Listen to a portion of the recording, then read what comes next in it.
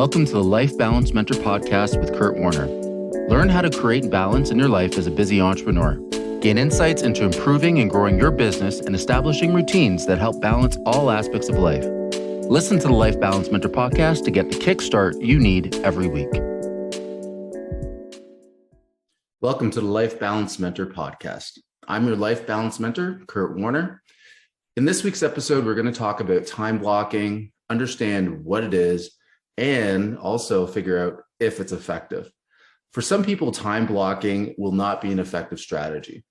For some, it is very tough for them to allocate time to do different tasks. For others, it's going to be a very effective strategy for you to actually manage your time, manage your day, and get through. For myself, when I started to actually use this strategy, it was in a work setting. It was actually figuring out that I was getting pulled into different meetings from different departments, and what it did, it really distracted my day. I found that I was not as productive as I could be and should be. So what I started doing was actually requesting that any meetings that I was invited to were scheduled between a certain time.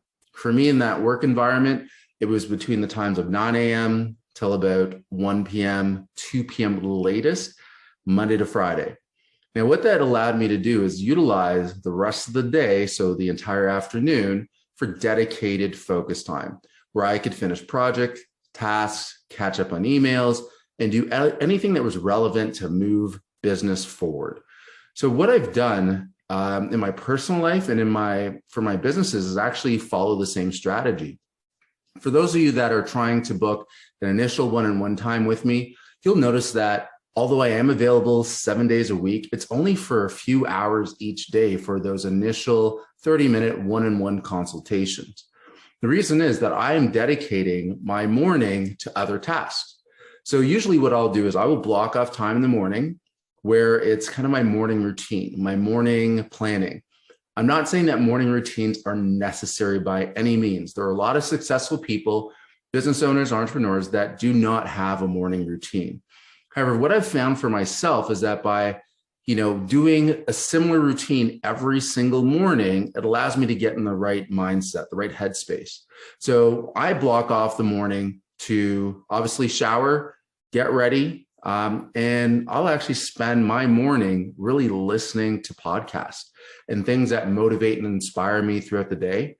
I'll probably, if I am feeling inspired or an idea comes to my mind, I'll probably send out a tweet of some kind also. So I've blocked off my mornings for that purpose. And the very first thing, and I mentioned in the last episode, is that is when I will also plan my day. What are my top priorities for the day? What are my to-dos for the day? And that's when I'll get them done. Then I'll actually allocate my morning to a few different tasks. One is if I'm working with a student or a client on a one-on-one mentorship, I will actually allow them to book time during the day. I'll also use that time to book for podcast recording if I'm a guest on somebody else's podcast, or if I'm having somebody as a guest and I'm hosting one of my podcasts as well. I will also focus on my top priorities in the morning. What I've found for myself is that by tackling those top priorities in the morning and kind of getting them out of the way, it allows me to have a clear mind throughout the afternoon. And I also feel like I've accomplished a lot. I know sometimes, if you're going through the day and you have this big major thing hanging over your head that I really need to get this done to move my business forward, or I have this plan to spend time with the kids or a significant other, and it's just lingering, it can impact everything else that you're doing.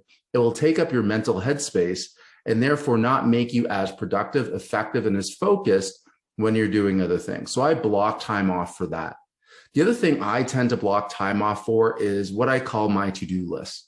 These are very simple, quick tasks. Sometimes there are things I absolutely do not enjoy doing, but I know they need to get done either on a daily or weekly basis. So I'll actually block off maybe half an hour, depending on how many to-dos I have that day, just to focus on those. In addition to that, I will block off time for email. Some of us, especially with technology, having access to email through phones, get caught up in picking up our phones, staring at it, answering emails, answering texts throughout the day.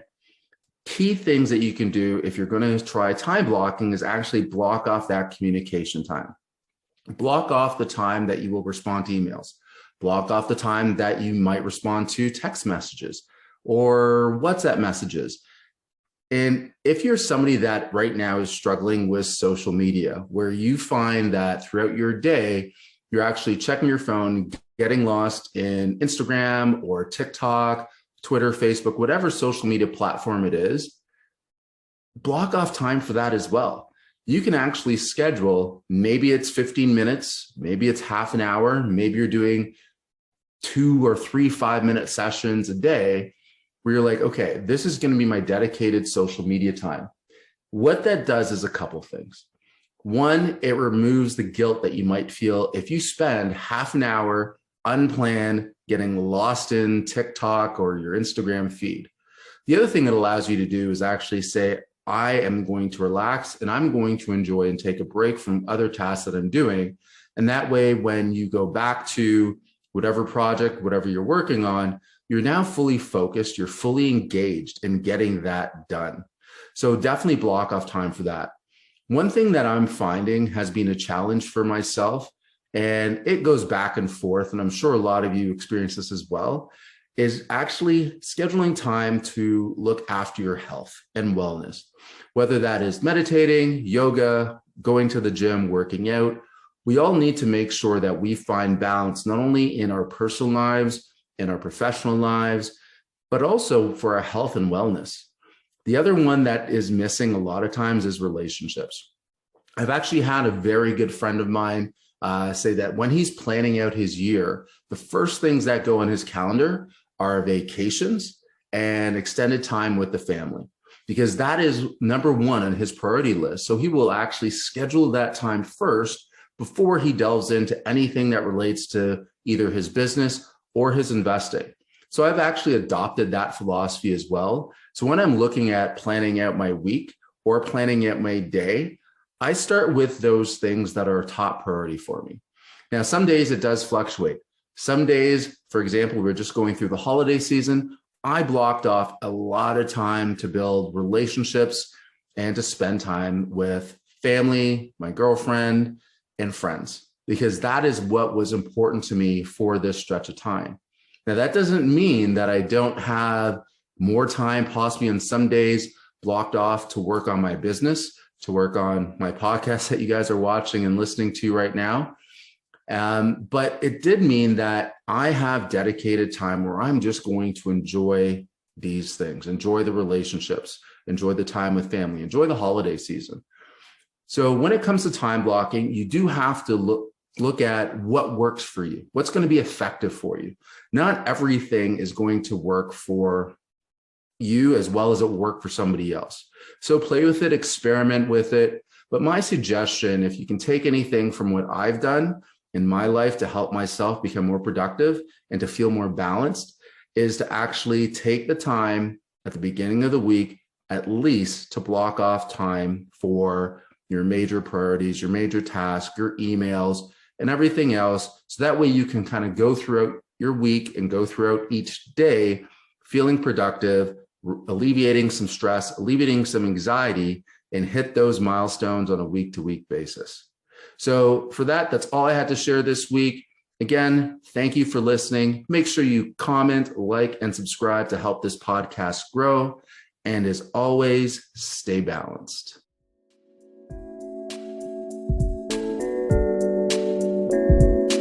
Thank you for listening to Life Balance Mentor Podcast with Kurt Warner. To help create balance in your life, follow me on social media. The links are below in the podcast description. Don't forget to visit the website at lifebalancementor.com. And as always, stay balanced.